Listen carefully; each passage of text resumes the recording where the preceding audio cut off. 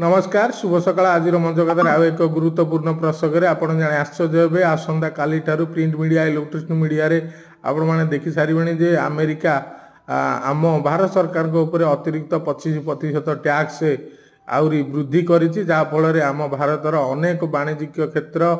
यथा इस्पात टेक्सटाइल ठू लगे बहुत प्रकार मोबाइल सेक्टर में यार प्रभाव पड़ा जीव भारतर प्रभुत्व क्षति घटव जेबेठू अमेरिका रे ट्रंप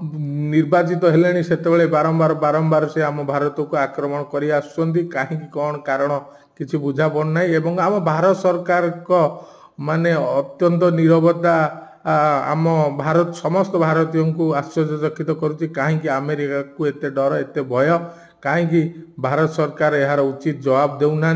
यह सबुठ बड़ प्रश्नवाची बर्तमान छिड़ा करछि एवं समस्त भारतीयों मनरे ये प्रश्न वर्तमान उंकी मारुछि। भारत पाकिस्तान युद्ध मध्य 31 थर आज पर्यंत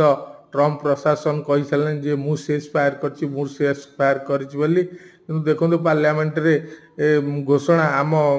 प्रधानमंत्री कहले जे से ट्रंप मध्यस्थता करना बोली यह सत्य भी मध्य से 31 थर कही सारे ट्रंप प्रशासन जेबेठू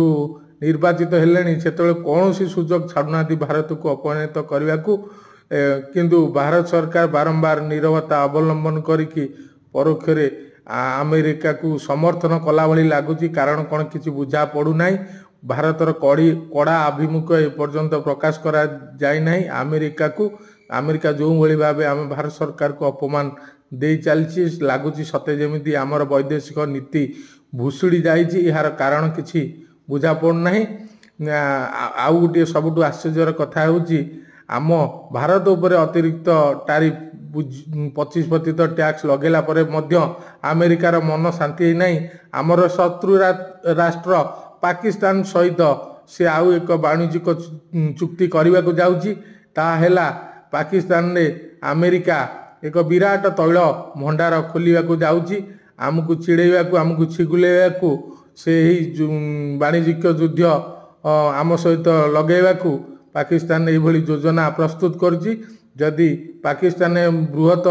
तैल भंडार अमेरिका द्वारा खोला जाए ताले यह मध्य आम भारत में बहुत बड़ क्षति हम कारण पाकिस्तान तैल पाकिस्तान को तैल आम भारत ही रप्तानी करुला पाकिस्तान जो तैल आमदानी आम भारत सरकार ठारू करुला जदि से न निए एवं अमेरिका जदि सेठारे बृहत तैल भंडार खोले या आम भारत सरकार एक बृहत वाणिज्यिक